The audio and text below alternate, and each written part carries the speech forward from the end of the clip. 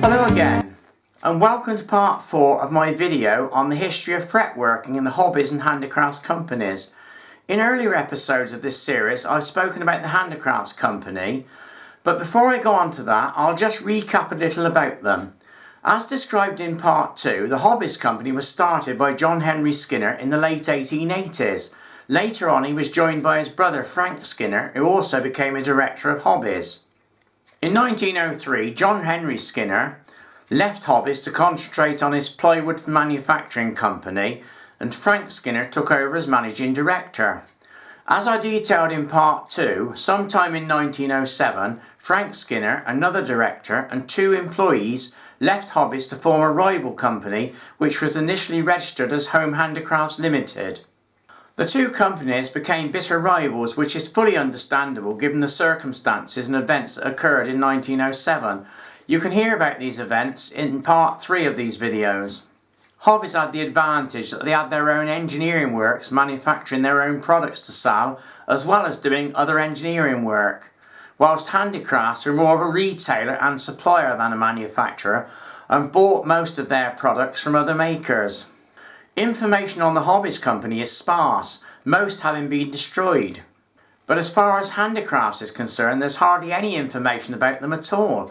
I will however mention a few things that I do know about them, and as I said before, they are originally registered as Home Handicrafts Limited in 1907, but very soon the company name was changed to Handicrafts Limited. Like Hobbies, Handicrafts had their own weekly magazine entitled Home Handicrafts, Arts and Pastimes. The very first issue, Volume 1, Number 1, was published on November the 9th, 1907. The magazine was supplied with a very sophisticated free design sheet, Number 1, featuring a Japanese fretwork bracket. Describing the design, the editor stated that their intention was for the free design to be one of the most important features of the magazine, and added that they have engaged a staff of artists whose work has been prominently before the public during the last 10 or 12 years. This of course was true, as they had been creating designs for rivals' Hobbies before. As with the Hobbies Weekly magazine, the Handicrafts version covered similar topics as well as fretwork articles. Among topics covered in issue 1 were the home carpenter, jewellery making, the metal worker, the stamp collector, chip carving, designing, curio collecting and a children's page. A reader of Hobbies Weekly magazine would have spotted the similarity between the 2 magazines, hardly surprising since Hobbies Weekly was conceived by Frank Skinner, who was now the managing director of Handicrafts. As we learned in episode 3, Hobbies created a fretwork club entitled the BFS, or the British Society of Fretworkers, but my recent research indicates that it was Handicrafts and not Hobbies that started the first fretwork club, entitled the NFA, or the National Association of Fretworkers. This was created in April 1908, some time before the Hobbies version. There were different classes of membership, and prospective members were obliged to cut out a sample pattern in order to join in one of the groups, up to the most advanced group, who were given star membership. Rather attractive special badges were offered for associate and star membership groups, as shown in this image. The rules of membership were quite strict, and only applicants who satisfied handicrafts of their skill or competence in fretwork by submitting a work sample from a design supplied by Handicrafts were given full membership. Any work that was excellent but fell just short of perfect will be given associate membership. Applicants that pass will be presented with a handsome diploma. As well as their weekly Home Handicrafts magazine, an additional weekly magazine was published for NFA members. The very first issue was published on the 14th of January 1911. It was entitled Fretwork and was described as the official organ of the NFA. The magazine was devoted entirely to fretwork, each copy being supplied with a large design sheet, plus one or more smaller designs within the pages. Many of the designs published by Handicrafts in their earlier years were perhaps even more elaborate than those offered by senior company Hobbies. Not only that, but they had a striking resemblance to Hobbies ones as well. Perhaps not surprising, since their designer was Hobbies' chief designer before leaving to work for rivals Handicrafts. Handicrafts also published their advanced series of designs. They were very detailed, as you can see from some of the designs that I show here. Like this wonderfully designed panorama bracket from 1910. Here you can see a picture of the item plus a small part of the design sheet which I am in the process of restoring. Another interesting example is this lovely fretted frame featuring a swan and a small boat. I quite fancy having a go at making this one. Now many of these old designs are well over 100 years old and they're very fragile, so I am in the process of restoring them, but there are some parts of the design missing which I have to recreate. Here you can see a small part of the actual plan. World War I ended on the 11th of November 1918 and Handicrafts designed this piece overmantel to commemorate the ending of the war. It's some 40 inches wide with an equally large design sheet. It took 6 A3 size pages of scan to copy the whole plan. Overmantels must have been very popular around the time, as both Hobbies and Handicrafts published many intricate designs for them. One Handicrafts design caps them all, and that has to be the design number 12, the Lord's Prayer panel. The Lord's Prayer plan was considered to be the holy grail of fretwork designs. It holds the record for the number of exhibition awards that it's received.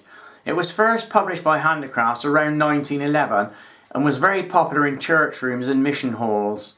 This plan has a special meaning for me because as a young boy I used to visit my grandfather who had actually made one of these and had it hanging in his house. I was always amazed at the intricacy of it and how good he was at fretwork to cut it out so neatly. I shall have something to say about my grandfather's involvement in fretwork in a later video. Owning a copy of this plan has always eluded me, and they're seemingly very rare.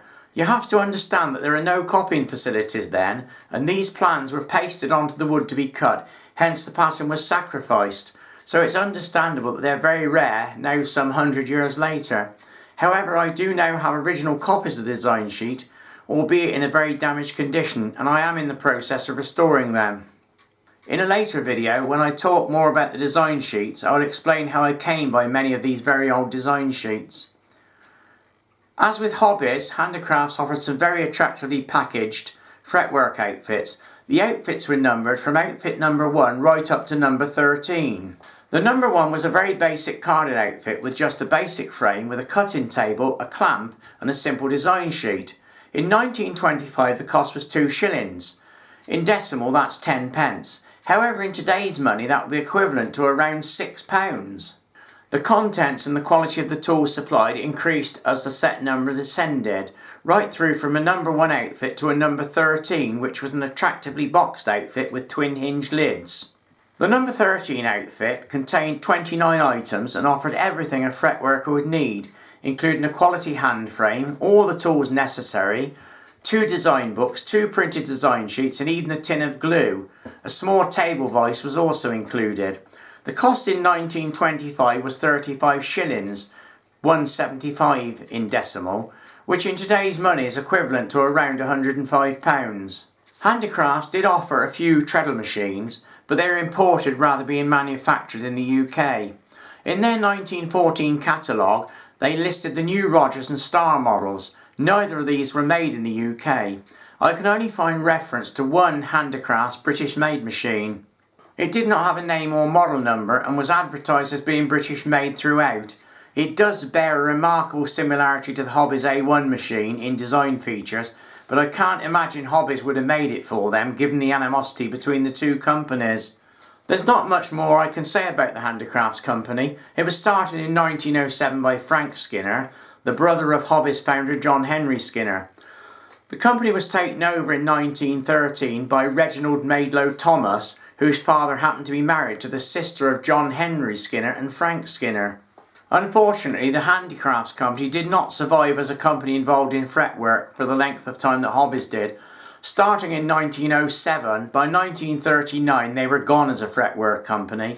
Although under new management, a Handicrafts catalogue was still being published into the late 1950s, selling hobby-type products but no fretwork.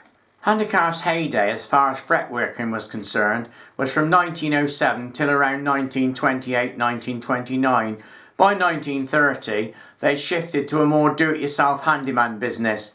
This is understandable, as by the 1930s interest in fretwork had declined and there was barely enough to keep Hobbies in business, let alone 2 similar companies. Well, that's about all I can tell you about the Handicrafts company. I hope you find it of interest. You will find a lot more details of them and a lot more photographs on my soon to be published website.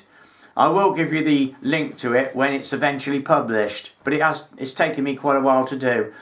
In my next video, which will be part 5, I shall be discussing hobbies again, from around the time of the ending of the First World War right up to more modern times. Thanks very much for watching, and bye for now. See you in the next video. Who is now the Managing Director of Handicrafts, and that damn clock's chiming.